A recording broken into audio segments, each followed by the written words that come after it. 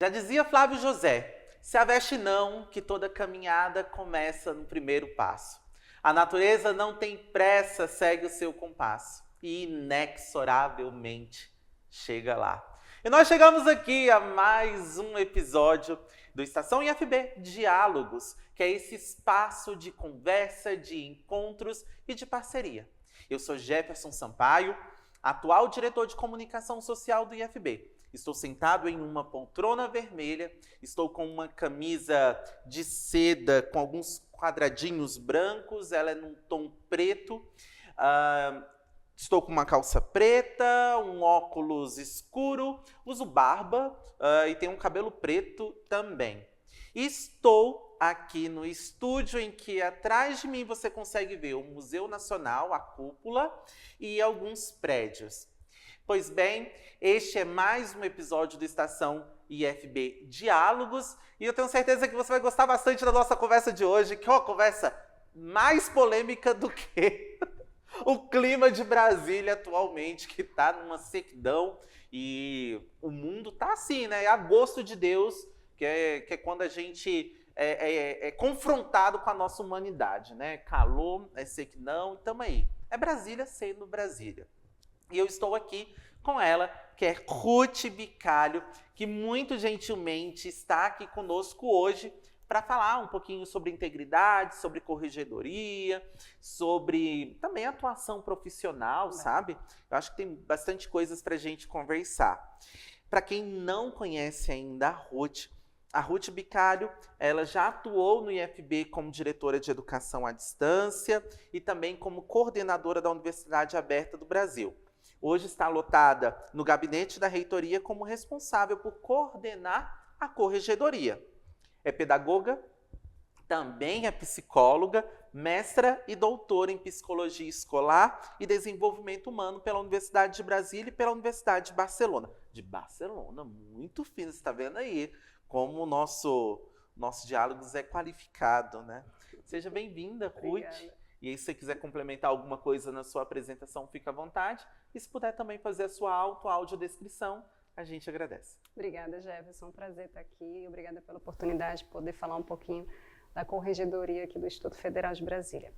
Bom, fazendo minha audiodescrição, eu sou uma mulher parda, mediana, né? Vamos lá, 1,59 m, os cabelos compridos, de cor castanha. Estou vestindo uma roupa preta, blusa preta e um terninho branco.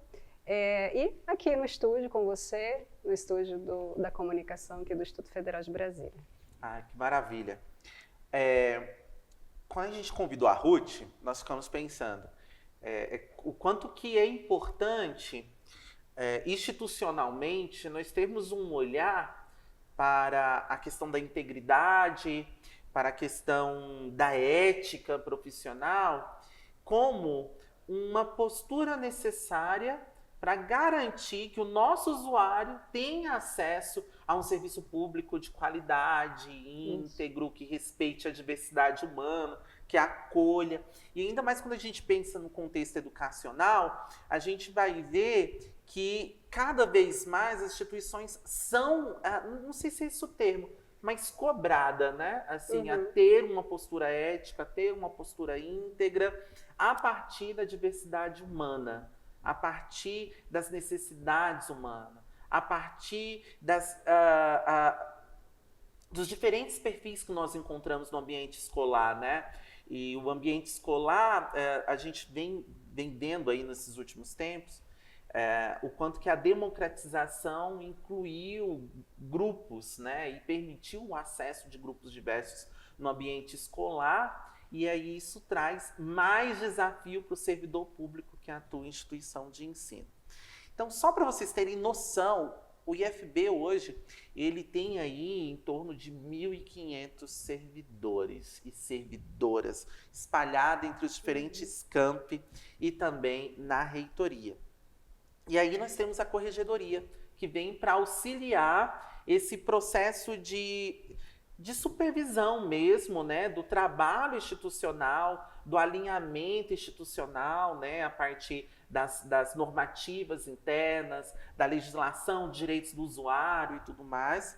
E aí, Ruth, eu trago então uma pergunta assim, para a gente começar a nossa conversa, para a gente começar, depois de ter falado um monte de coisa. Não é? Só não tenho nem vergonha da cara.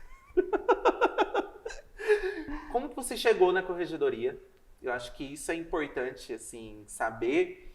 E como que você percebe o papel da corregedoria hoje no Instituto Federal de Brasília? Muito bem. Eu chego no Instituto Federal de Brasília em 2015, né, e fui lotada inicialmente na Pró-Reitoria de Extensão e Cultura. Em seguida, fui para a Pró-Reitoria de Ensino e ali atuei como diretora de Educação à Distância durante um tempo. E a convite da reitora, eu assumi então a responsabilidade por coordenar a atividade correcional aqui no âmbito do Instituto Federal de Brasília, e tem sido um desafio bem interessante, vou te falar, sobretudo pela minha formação de pedagoga e psicologia, né?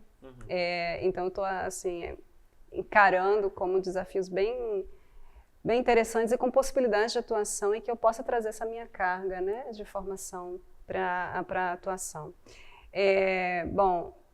Desculpa, você me perguntou a segunda pergunta. O papel da corregedoria hoje no contexto do IFB. Como que você percebe? Qual é também, né, assim, qual agenda cumpre?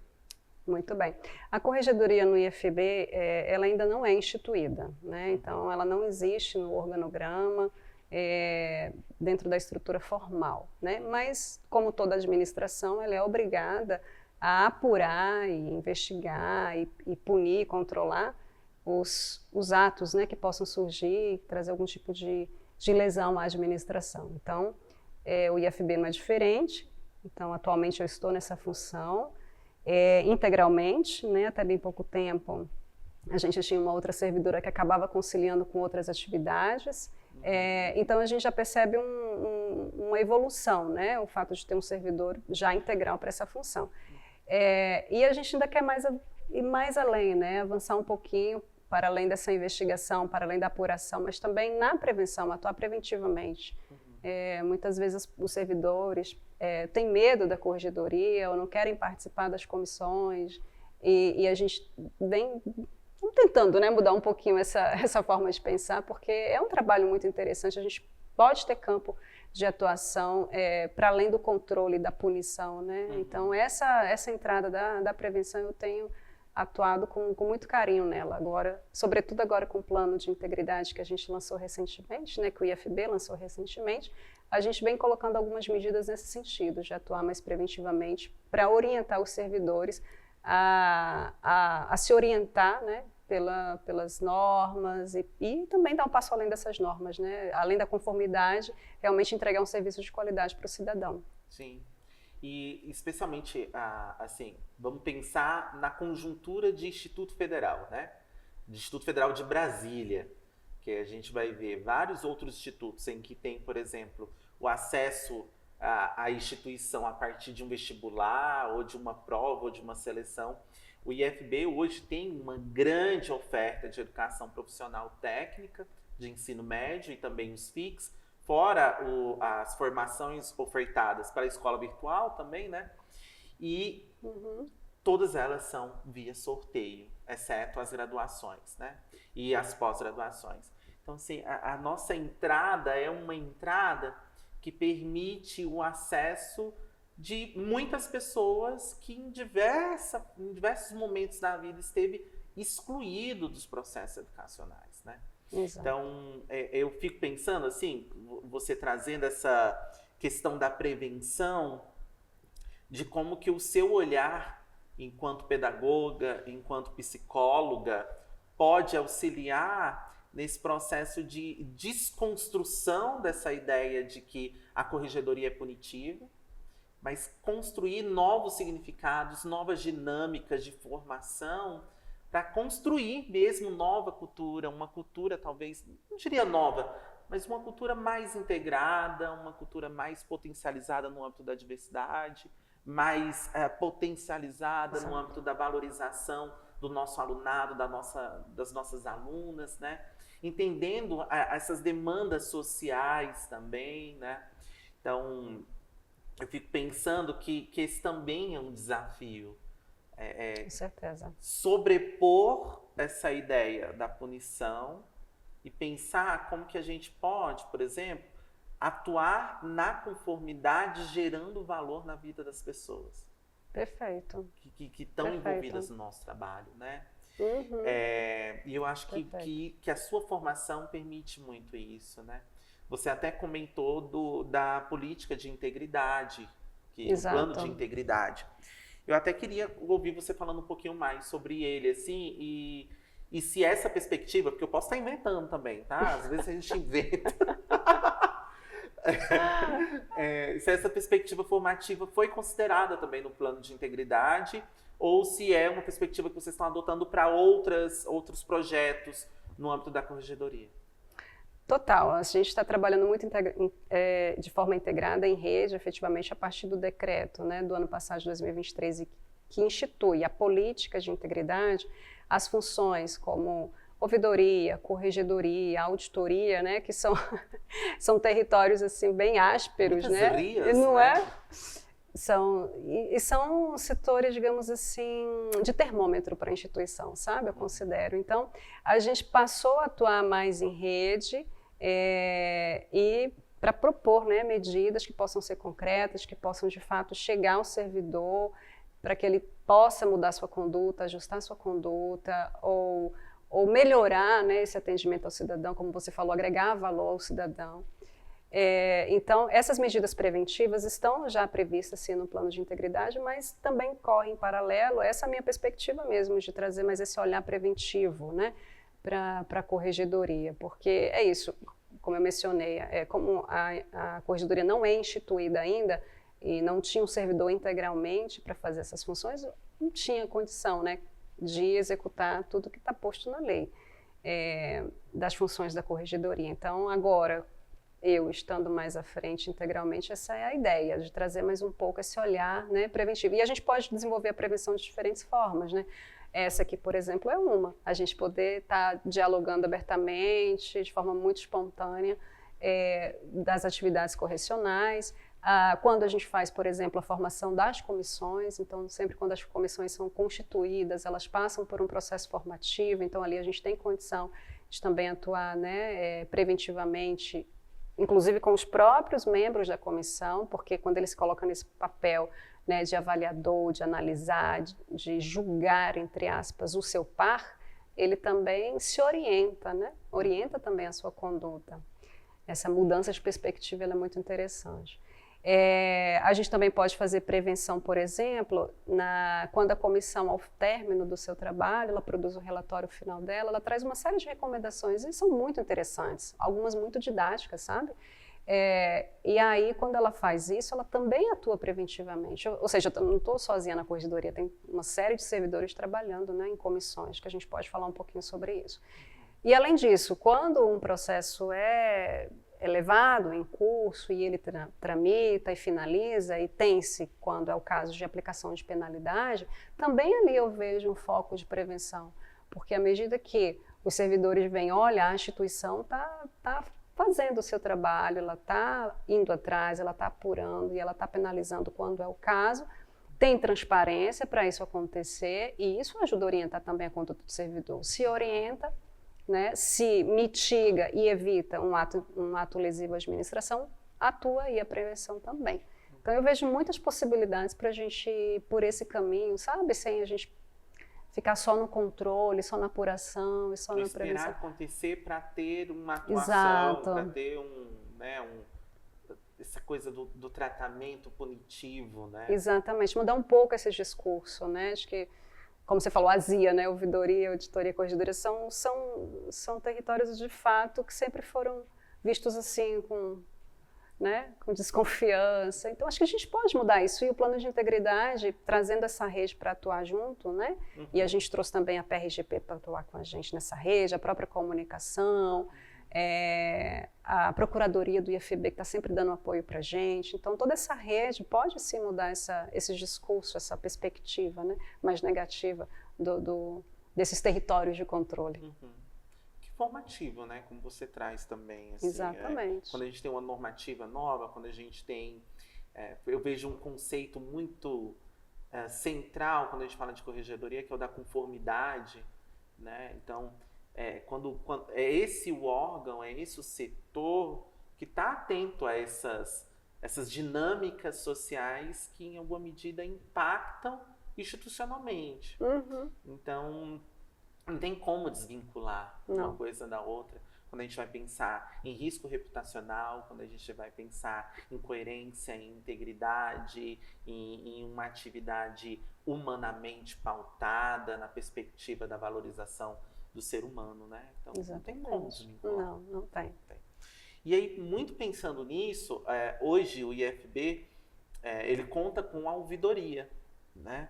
E a ouvidoria, ela funciona tanto para a pessoa trazer uma crítica, fazer um questionamento de uma dúvida que ele tem, para elogiar um serviço, um profissional, e eu aproveito essa oportunidade também para sinalizar isso, que a ouvidoria ela serve como esse canal de reconhecimento desses casos de sucesso que você percebe diariamente na instituição, no decorrer do seu curso. Então, muitas vezes a gente perde isso de vista também. Mas também serve para denúncias, né, ouvidoria. E aí, eu imagino que quando a gente fala de denúncia, é um termo muito pesado, forte, né? Então, muitas vezes, servidores, servidoras, até estudantes, né, têm receio de fazer uma denúncia contra uma postura que não está alinhada à perspectiva de trabalho institucional, não está alinhada aos objetivos, né, estratégicos institucionais, missão, visão, valores. E aí, o que eu queria te ouvir, como que hoje as denúncias são tratadas no âmbito do IFB. Como que elas chegam, como elas são tratadas, como dão os encaminhamentos, até para as pessoas que muitas vezes se confrontaram em uma situação que não fazia sentido nessa conjuntura institucional e por receios, então, será que isso aqui não vai vazar que é o meu nome? Será que... E aí não fez, né? Para essas pessoas conhecerem esse processo. Sim. A ouvidoria é o canal institucional para se fazer as denúncias pelo Fala BR. E, de fato, tem essa preocupação, mas eu vou fazer a denúncia, o que vai acontecer? Será que vão descobrir que foi eu que fiz a denúncia? Como é que fica a minha identidade? Como é que é o encaminhamento depois? De fato, isso fica um pouco nebuloso, né? Mas fiquem tranquilos, porque a ouvidoria, ela formalmente, por legislação, ela tem que proteger a identidade do denunciante. E aí, vou falar, então, especificamente das denúncias a nível correcional, tá? Qual é o fluxo? Então, denúncia a nível correcional. Que são direcionadas à atividade correcional. Então, vai ter que ter assim, alguma sanção a partir daquilo, é isso? Não necessariamente vai ter sanção. É porque existem vários tipos de denúncia, né? Então, algumas não vão para a atividade correcional. Por quê? Depende de elementos. Quais são esses elementos? Autoria, materialidade e conexão, né? Conexão entre os fatos. Então, a ouvidoria ela faz esse filtro inicial e, identificada minimamente esses elementos, ela, claro, que infringe alguma tipificação da Lei 8.112 ou de outra lei, né, que orienta a conduta do servidor público, aí sim a ouvidoria encaminha para a corregedoria. Mas, via de regra, as denúncias que chegam, elas são direcionadas inicialmente às suas unidades, as unidades do IFB. Então, porque estão sempre vinculadas a um servidor de alguma unidade, né? Então, se vai uma denúncia, o professor Jefferson, por exemplo, então direciona para o campus, que é o seu campus de lotação, o São Sebastião. Exato. Isso. E aí o campus São Sebastião, minimamente ali, levanta mais elementos, né? Faz ali uma análise prévia e aí a gente dá andamento nessa relação com a corregedoria. Né? Então, encaminha-se para a gente fazer uma que a gente chama de matriz de responsabilização, em que a gente verifica se de fato ele tem autoria, se tem a materialidade necessária, se não, a gente pode instaurar um procedimento investigativo para ir atrás de mais esses elementos, se já tem materialidade suficiente, a gente já pode encaminhar para uma direção de um processo administrativo disciplinar, então depende muito dessa substância dessa denúncia, né? Mas o Entendi. fluxo via de regra é esse. Ouvidoria, sempre o canal da ouvidoria que é um institucionalizado, tá? E que o servidor, o estudante, enfim, o cidadão, vai ter resguardada a sua identidade. E ali a ouvidoria faz o filtro inicial, encaminha para a unidade ou diretamente para a corregedoria, dependendo da natureza dessa denúncia. Sim. Um ponto assim que eu acho que às vezes pode parecer muito óbvio o conceito, mas que eu penso que é um conceito interessante da gente trabalhar quando fala de corregedoria, de ouvidoria, de denúncia, é o conceito de materialidade. Porque muitas vezes a denúncia vem a partir de um desconforto pessoal que não há registro, que não há testemunha, que não tem a materialidade. Uhum. E aí, como trabalhar em cima disso? Não tem como trabalhar. Perfeito. Né? Perfeito. Então, eu penso que quem percebe conjunturas desconformes aos ideários institucionais e também da administração pública federal tem que pensar em que medida existe materialidade, o que seria a prova, né? A prova de que aquela pessoa está mesmo em desconformidade ou de que aquele comportamento foi desconforme, porque senão não caminha.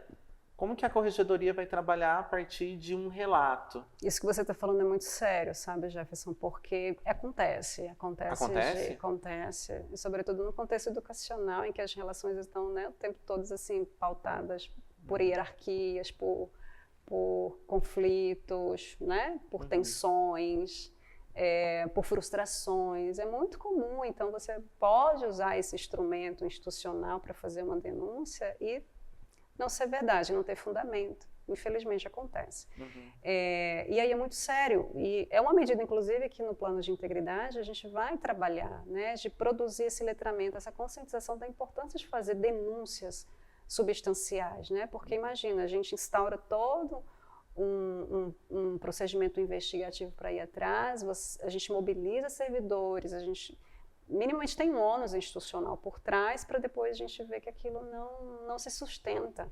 Então, olha só, a máquina pública atrapalhando a favor de algo que não tem fundamento, né? Então, a gente tem que trabalhar preventivamente junto ao cidadão, ao servidor, aos estudantes, essa consciência, de fato, de produzir uma denúncia substanciada. E um outro detalhe é que muitas vezes, quando até possa ter essa materialidade mínima e tal, mas quando você vai investigar, o resultado muitas vezes não sai como a pessoa que fez a denúncia gostaria, né? Então, por quê? Porque a gente, quando ela faz a denúncia, ela quer ter os interesses dela, né, se sobrepondo. E quando a gente vai para um procedimento dessa natureza investigativo, não é o interesse de um ou de outro que tem que se sobrepor, mas o bem comum, né? Então, a gente também vai trabalhar nessa perspectiva com as pessoas que possam fazer a denúncia. Mas, assim, de imediato já digo que a ouvidoria ela tem essa prerrogativa de proteger a identidade do denunciante e, por sua vez, o denunciante, né, se pautar realmente nessa materialidade, nessa substância do que ele está dizendo. Então, trazer elementos, trazer elementos assim de concreto. Foi no dia tal, foi com a pessoa tal, XYZ estava junto do local, fotos, prints, né, imagens de maneira geral, e-mails que possam trazer essa substância para a gente poder fazer análise. Áudios de WhatsApp também são muito usados, né? E ter esse cuidado de que ao fazer uma denúncia, você está colocando aí alguém, né? Alguém para ser foco de uma investigação. Então é muito sério, a gente não pode ser leviano com esse tipo de situação, né? Então deixar para fazer realmente a denúncia quando sente que a dignidade da pessoa foi afetada, que há ali uma infração, né? Que precisa ser realmente apurada, né? E aí agora que um negócio assim, um mexerico entre nós, um negócio assim, quais os tipos de denúncia que mais chegam na corregedoria, né? E assim, se você pudesse dar um exemplo, ficaria feliz, assim, não fique tão feliz, assim, né, mexeriqueta, né? Assim, não feliz. Só para dar uma ideia, né? Para dar uma ideia para quem está nos assistindo, né, para entender como que se dá também, né, essas denúncias e E o que a corregedoria hoje tem enfrentado de desafio também, sabe? Aham. Então, qual o tipo mais comum e um exemplo, se puder? Olha, tem de tudo um pouquinho, né? Nosso Hum. contexto, como você abriu o programa, ele é muito diverso e a gente tem aprendido a lidar com essa diversidade ainda, né? Estamos engateando para alguns desafios que os estudantes trazem. Somos adolescentes, Somos, 15 anos, adolescentes, né, somos, institucionalmente. somos, porque de fato estamos aprendendo a como lidar enfim, todo mundo está no mesmo barco, digamos assim, todo mundo aprendendo com todo mundo. Não existe uma cartilha, um roteiro para ser seguido e é muito da relação, né? Primeiro que somos seres de relação, seres constituídos no tempo, então a gente tem que aprender junto mesmo. Bom, então quando, como eu falei, chega de tudo um pouquinho, mas se a gente for pensar assim, nos processos que são instaurados e que se tramitam e que resultam, né, em algum tipo de sanção, são descumprimentos de deveres, são erros procedimentais, né, às vezes não segue uma norma regulamentar, seja interna ou seja externa, que regimenta, né, a nossa conduta. Então, esse é, digamos assim, o que mais desponta a nível de processos dentro da corregedoria. Mas, infelizmente, a gente tem outros casos que são doídos, né, de mencionar, mas é a realidade, que é assédio moral, assédio sexual, a gente vai ter falta de urbanidade também, então, só para citar alguns exemplos. E você perguntou de uma situação, né, de alguma... Bom, eu acho que eu posso citar um exemplo até, voltando um pouquinho ao que a gente estava comentando, né, sobre fazer a denúncia e o cuidado de se fazer a denúncia, de uma situação que surgiu em uma das unidades do Instituto, em que uma estudante, ela trouxe, né, a denúncia de que estava sendo assediada por um determinado professor e dizia a ela que tinha todo um conjunto probatório, tinha áudios, né, e por aí vai. Foi-se instaurado naquela ocasião uma investigação para se apurar e no curso da investigação se observou que não se sustentava, né, não se sustentava, mas aí já tinha todo instaurado, né, uma comissão trabalhando, essa comissão ela tem que ir ouvir pessoas, ela tem que levantar documentos, ela mobiliza, né? E causa tensão nessa mobilização, é inevitável. E os processos correcionais, eles são restritos, ele corre em segredo, né? Então as pessoas ficam naquela, será, vai dar, não vai? E somos seres humanos, fica o burburinho. Exatamente, a gente tem de preencher aquilo que a gente não tem informação, né? Vai preenchendo as lacunas ali conforme a gente acha que e fica esse burburinho e é ruim. Isso causa... Enfim, é ruim para o campus, causa tensões e a gente precisa dessas relações diariamente para trabalhar, entendeu? Sim. Imagina você ir para um local de trabalho, a gente vive muito mais no nosso ambiente de trabalho do que em casa. Imagina a gente ter um contratempo, né? A nossa relação da assim, que coloca a sua reputação em xeque, risco, né? Exatamente. E foi o que aconteceu. Esse professor, por sorte, né? Não diria sorte, não, eu diria um cuidado do campus. Isso foi muito interessante, que cuidou dessa situação de forma muito restrita e aí não trouxe uma perda muito grande, mas afeta, né? Afetou o professor, afetou ali as pessoas mais próximas dele, mas no fim não deu em nada. O processo foi arquivado por falta de materialidade. Então é um exemplo tanto de assédio sexual que acontece na nossa instituição. Infelizmente é que a gente vai combater assim certamente a todo custo, quanto esse cuidado de você fazer uma denúncia que tenha fundamento, porque são vidas envolvidas, né? Não, a vida de quem está sendo denunciado e todo o trabalho que é feito, né? Então, pessoas trabalhando aí por trás, tem também as suas atividades diárias e que precisa sobrepor uma atividade a mais, que é a correcional. Ok, maravilha. E aí... Maravilha, eu falo assim, né? Maravilha te ouvir. Maravilha te ouvir e aprender um pouco mais sobre o assunto contigo, sabe? Mas assim, é uma temática polêmica, complexa, né? Porque tem tem esse lado do alinhamento institucional, mas ao mesmo tempo tem esse trabalho, essa missão de lidar com esse tipo de caso, que são casos problemáticos, que o próprio conceito, assim, né, o próprio termo, quando fala assédio sexual, aí já vem com peso. E aí você já vai para aquele processo com esse peso também da própria situação, conjuntura.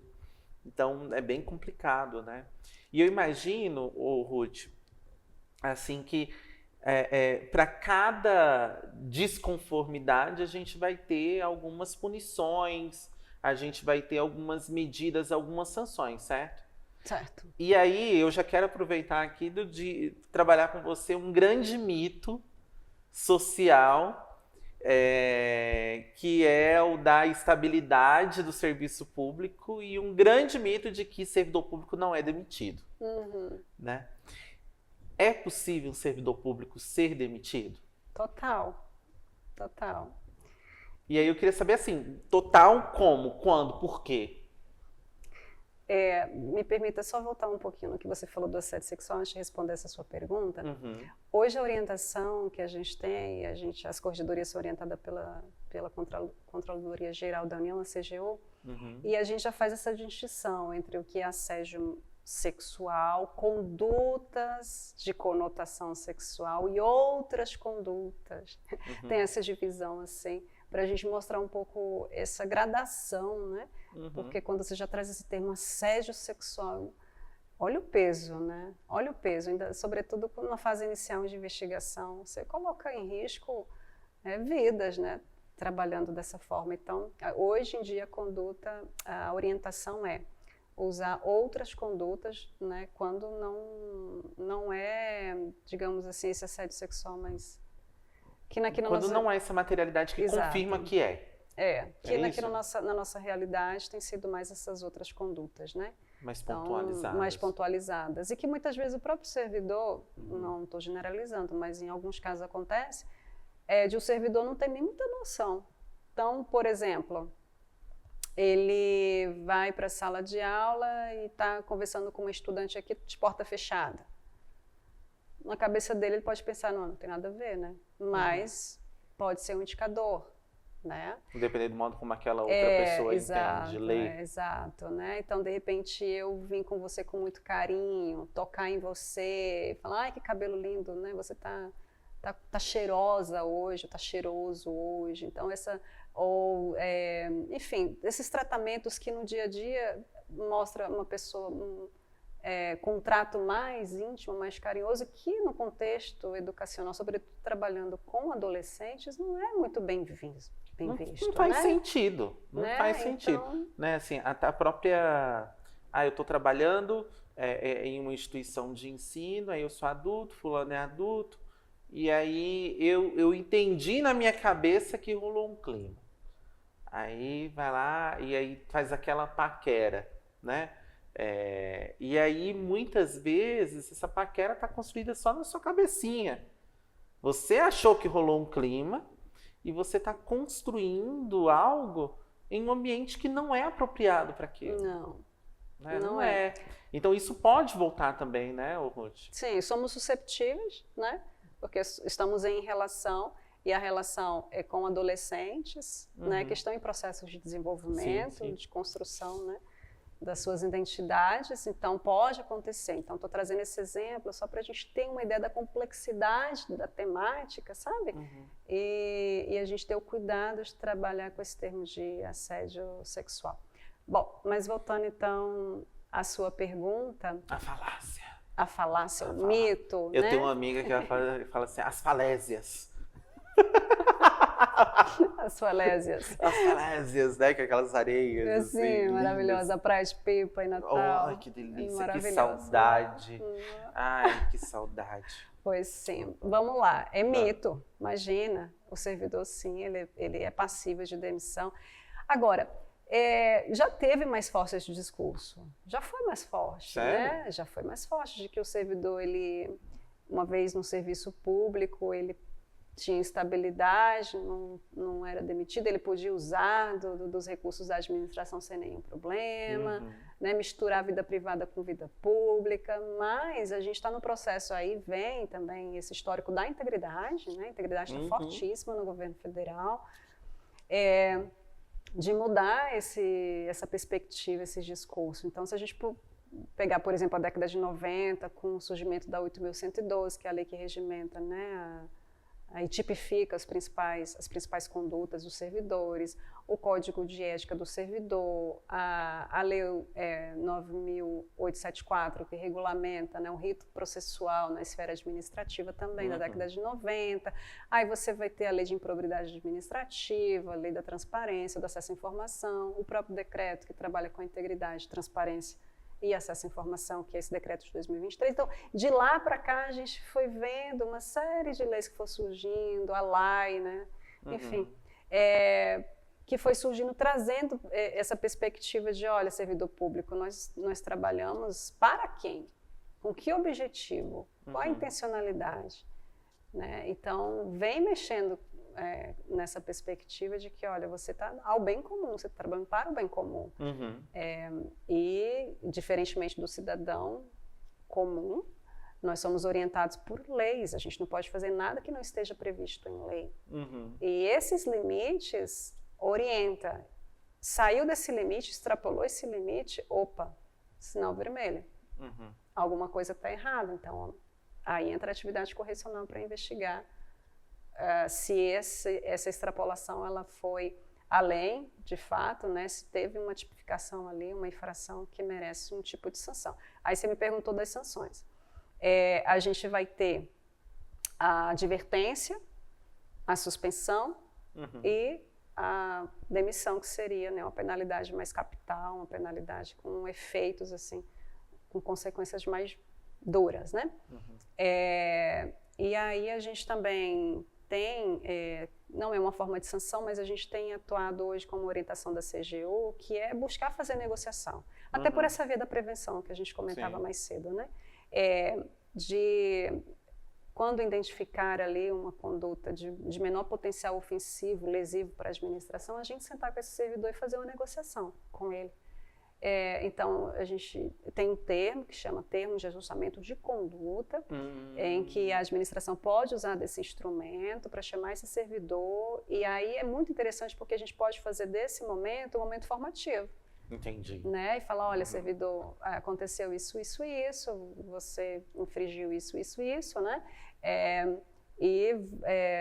O menor potencial lesivo, e a gente imagina que se você ajustar a sua conduta, né, a gente ganha você, ganha a gente, né? E aí evita-se todo um desgaste aí de processos, né, correcionais importantes. E tem dado muito certo, é uma orientação geral, e aqui no âmbito do IFB a gente já implementou alguns termos, e tem sido bem interessante, sabe? Entendi. Então, quando ocorre uma demissão, por exemplo, isso fica mais sigiloso ou sai algum comunicado, uma exoneração, alguma portaria, alguma coisa do tipo? Sim. Público, sai? Tem que ser publicizado. Entendi. Todos os atos, né, ao término do processo, eles são publicizados, com a aplicação das penalidades, sim. E são publicadas no diário, no boletim interno e, dependendo do caso, no diário oficial. Entendi. Por exemplo, a penalidade de demissão é no diário oficial. E sim, gente, o servidor é demitido, basta pegar aí, né, o IFB já tem casos de servidores demitidos, e na administração pública, de maneira geral, tem acontecido. Então, não tem isso não, de que estou seguro, uma vez no serviço público, posso me acomodar, posso ficar tranquilo. Não. Deixa eu fazer uma pergunta aqui, curiosidade. Existem enquadramentos de demissão, por exemplo, a pessoa foi demitida, aí tudo bem, ela foi demitida. Aí ela vai lá, faz um concurso, entra de novo. Aí tem, por exemplo, um enquadramento que você está demitido e não pode fazer concurso público para a administração federal durante tanto tempo. Existe isso? Tem. Sério? Por isso que a penalidade de demissão ela é muito dura. Né? É muito dura.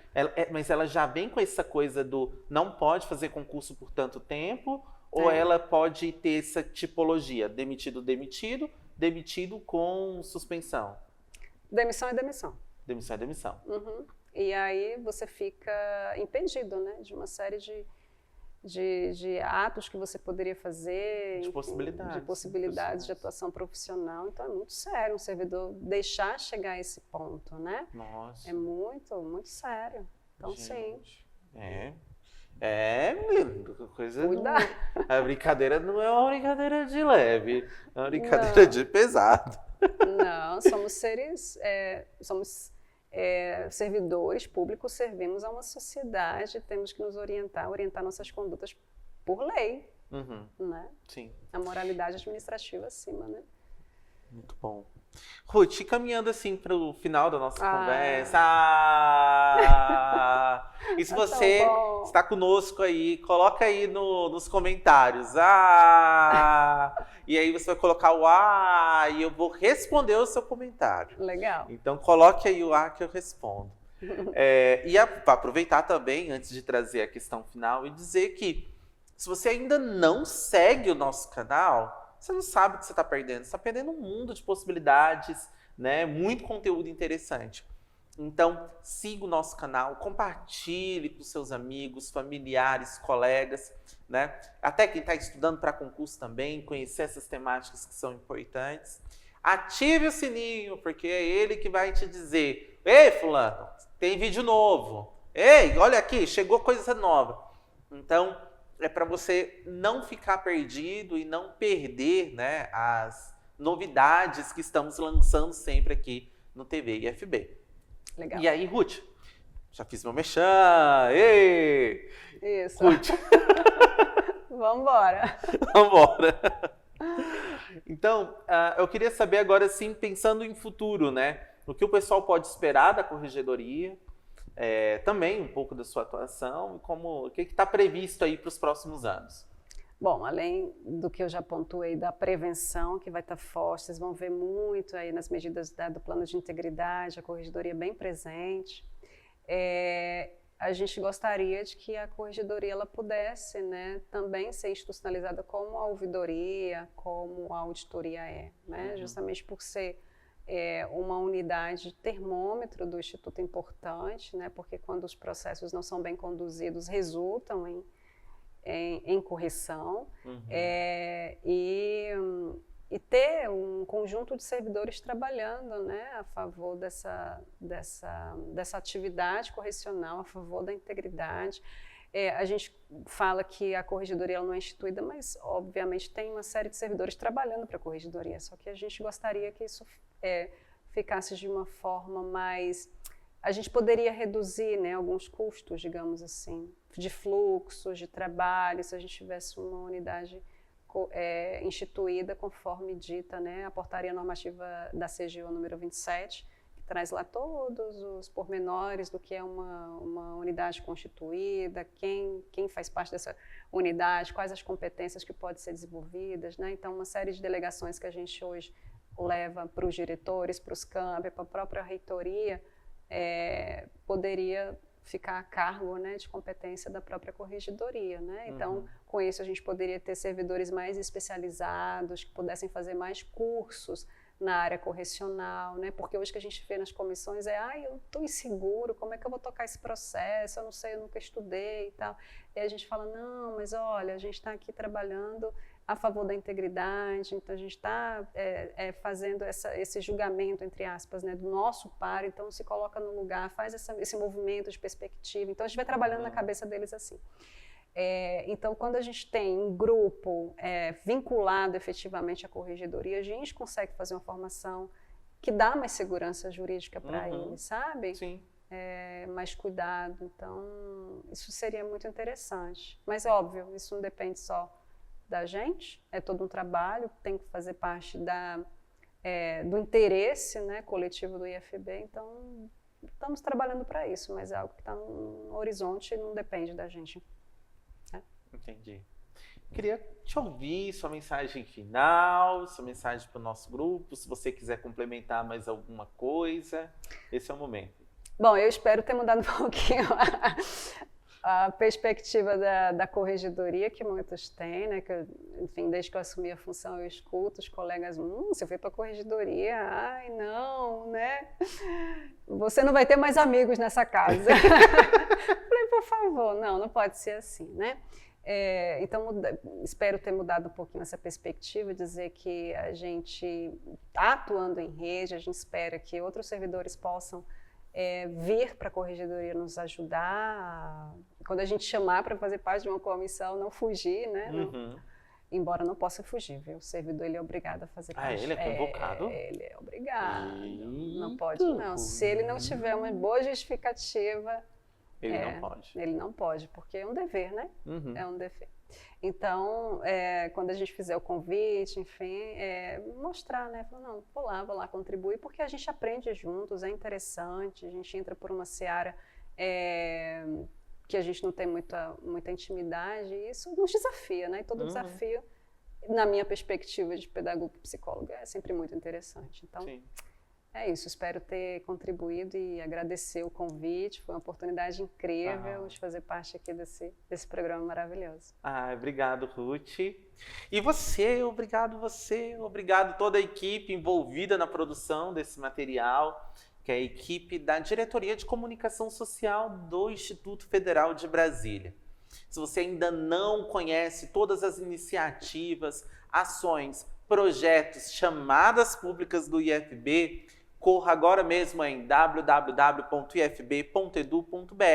e acesse tudo o que está acontecendo no nosso dia a dia institucional e todas as oportunidades que nós temos disponíveis para você e para a sua comunidade, para os seus familiares e os seus amigos. Queria agradecer novamente a Ruth, agradecer o trabalho da Corregedoria, agradecer o trabalho dessa equipe que tem cuidado com muito zelo da instituição. E quando a gente fala de instituição, nós falamos dos nossos alunos, nós falamos dos nossos servidores, dos nossos técnicos, de toda a comunidade acadêmica envolvida, né, no trabalho institucional. Então, muito obrigado. Não deixe de se inscrever no canal e aguardo você para o próximo episódio do Estação IFB Diálogos. Um abraço e até a próxima.